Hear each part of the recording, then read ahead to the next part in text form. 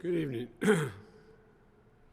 I know I can speak for all Americans when I say our hearts are with the people of New Orleans after the despicable attack that occurred in the early morning hours.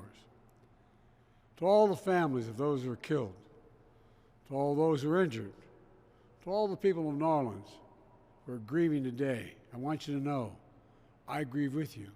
Our nation grieves with you. We're going to stand with you as you mourn and as you heal in the weeks to come.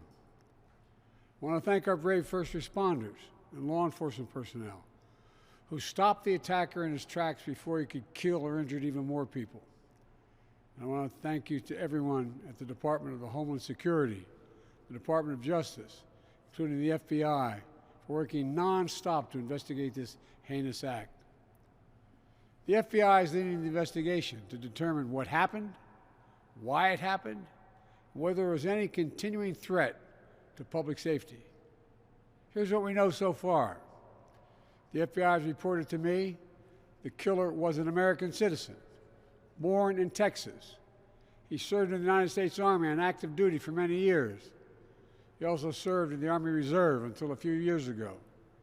The FBI also reported to me that mere hours before the attack, he posted videos on social media indicating that he was inspired by ISIS, expressing a desire to kill.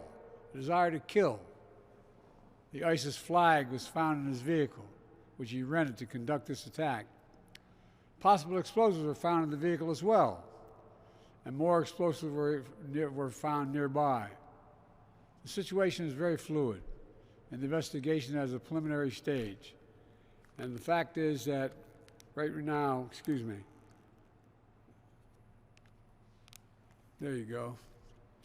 The law enforcement and intelligence community are continuing to look for any connections, associations, or co-conspirators.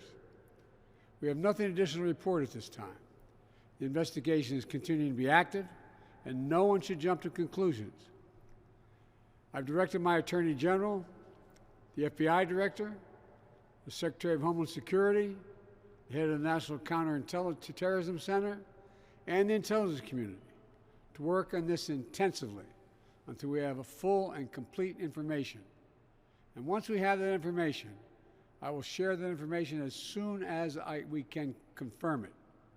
Additionally, we're tracking the explosion of a cyber truck outside the Trump Hotel in Las Vegas. Law enforcement and the intelligence community are investigating this as well, including whether there's any possible connection with the attack in New Orleans. Thus far, there's nothing to report on that score at this time.